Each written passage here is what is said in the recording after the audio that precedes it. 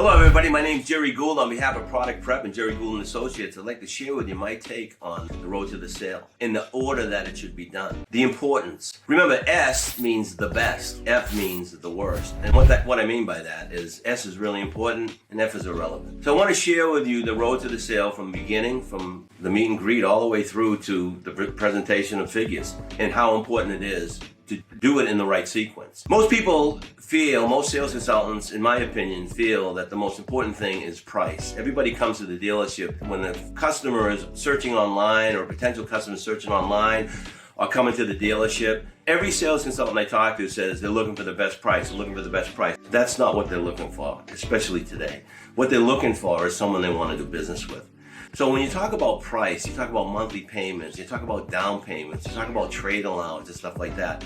Yeah, it's important, but it's not important in the beginning of the sales process. When it becomes important is once you land the customer on the car. The most important thing in the sales process is landing the customer on the car. So I'm going to take your monthly payment, your down payment, the trade allowance, and all that bullshit, and I'm going to put it down in F because it really doesn't matter right now. What matters is getting in the customer's head. So the monthly payment, boom. The trade allowance, it is important because you have to know the trade allowance. I'm going to move that a little bit up the scale because you have to know the trade allowance in order to give the customer payments. But stop asking the customer how much they want for their trade. In fact, stop asking the customer too early in the process if they want to trade in the car. Just make the assumption that they are. And once you get to the payment options or the discussion of price, then say, "Hey, Mr. and Mrs. Jones, the vehicle you drove in, do you plan on trading that in?"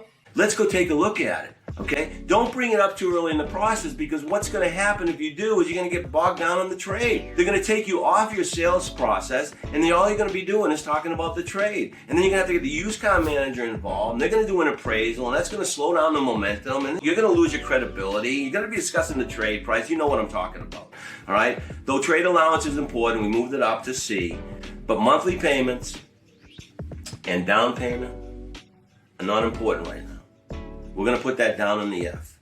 The other thing that's really not important from a sales consultant's point of view is their credit. I see too often sales consultants asking customers throughout the sales process or at some point in the sales process prior to giving numbers, "What's your credit like? On a scale of 1 to 10, how would you rate your credit? On a scale of maybe is it good, poor, or excellent?" Stop asking customers that question. You lose all sorts of credibility. I mean, think about it. This is 2023. If you have a savings account, a checking account, or a credit card, you're being notified by the bank at least once or twice a month to check out your FICO score. And everybody watching this video knows what a FICO score. That's the credit score. So stop asking that old school car dog question, "What's your credit like?" and update your software and start asking the customer, If you're like most people, Mr. and Mrs. Jones, you probably know exactly what your credit score is. And do this after you selected a vehicle, right before you're ready to talk price with the customer. That's when you bring in the credit question. So let's take credit. What's your credit like? We're going to put that down at D. You're going to ask them that when you get to the payment options, as I'll explain to you in just a moment. All right? So let's get back to the sales process. One of the most important things in the sales process, bar none, is your first impression, because that sets the stage for everything else that's going to take place. Remember this, you'll never get a second chance to make a first impression. And I'm not a psychologist, but they say that visual, verbal, and vocal communication all sum up your approach, your actions, your attitude, and your appearance. 55% of what you look like is what people see. 38% of what comes out of your mouth, how it comes out of your mouth is what matters. What comes out of your mouth is only 7%. So we're going to take first impression, we're going to put that right there, right in number 1, S, one of the most important components of the sales process. Because if you make a great first impression, that's going to set the stage for everything else that's going to take place. Now, your actions. Very important. Because your actions are all determined by your approach and your appearance. And one of the most important things, your attitude. If you have a really good attitude, a bounce in your step, a smile on your face, and you go out and you meet and greet those customers, "Hi, Mr. and Mrs. Jones." Well, you don't even know their name yet. "Hi, welcome to my dealership. My name's Gerry Gould." Don't ask them their name until you give them something they want. That's old school. And always say, "Welcome to my dealership" first. Never mention your name first. Don't say, "Hi, I'm Gerry Gould. Welcome to Best Auto Plaza. Say, welcome to Best Auto Plaza. My name's Gerry Gould. Are you here for sales? Or are you here for service? Customer's going to say, I'm here for sales or service. I'm here for sales. Great. Find out if they spoke to anybody at the dealership. Have you spoken to anybody at the dealership yet? No, I haven't. And then tell them that's Great. That gives me an opportunity to share some information with you. Come on inside. And with that type of enthusiasm and controlling and managing the deal that way, you're going to sit them inside and do one of the most important steps of the sale. And that would come under the A category, the needs assessment. The needs assessment is nothing more than gathering the information, the customer's value drivers. What's most important to them in the next car? And some of the questions you may ask the customer is like, what research have you done so far on this particular vehicle? What inspired you to come to our dealership? And what they're going to do is they're going to tell you all the reasons why they're sitting in front of you, all the reasons why they're looking at the particular vehicle that they're interested in. And these are all the things that you're going to sell to them. These are all the things that they tell you you're going to regurgitate to them when you do your vehicle presentation. So how important is a needs assessment? It's extremely important. It falls right under the most important category, your first impression.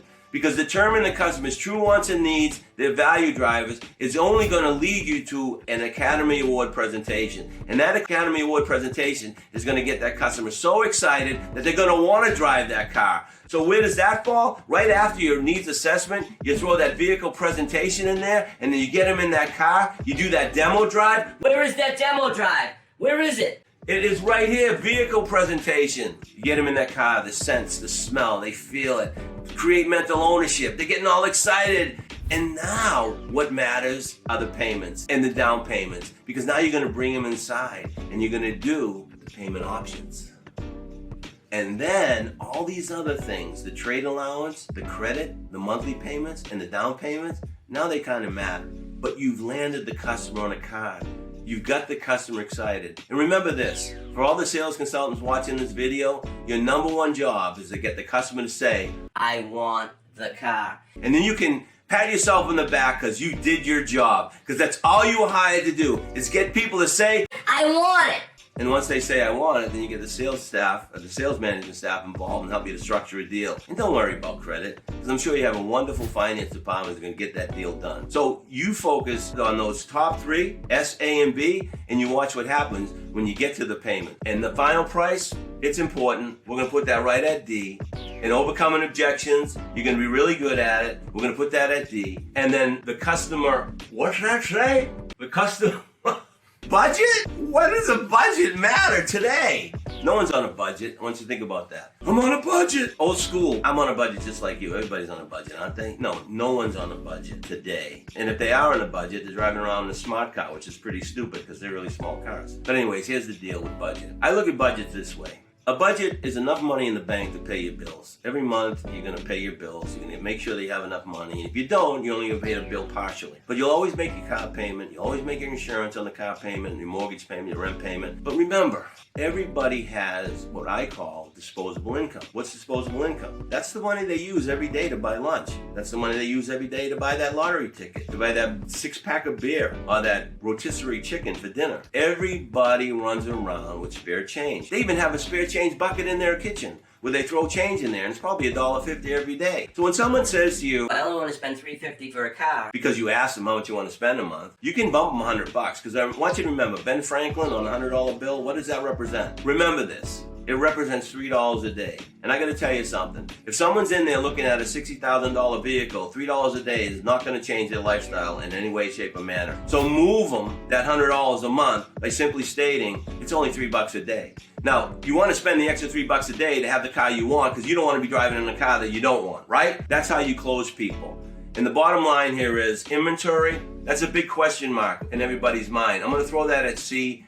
Because every inventory is important, but that shouldn't deter you from following the steps I just mentioned. Because if you follow the steps I just mentioned, if you give a great first impression with a great attitude, a great approach, and you follow the actions I just shared with you, doing the needs assessment, determining the customer's true value drivers, staying off of price, staying off of those questions of how much you want to spend too early in the process, how much you want to put down, what do you want for your trade, and you land them on the vehicle. Now you have the ability to bring them in, work the price. The inventory is not going to matter that much anymore because they bought into you, they bought into your dealership, they bought into your process, they like doing business with you, and they will wait the 2 to 3 weeks to get the car they want.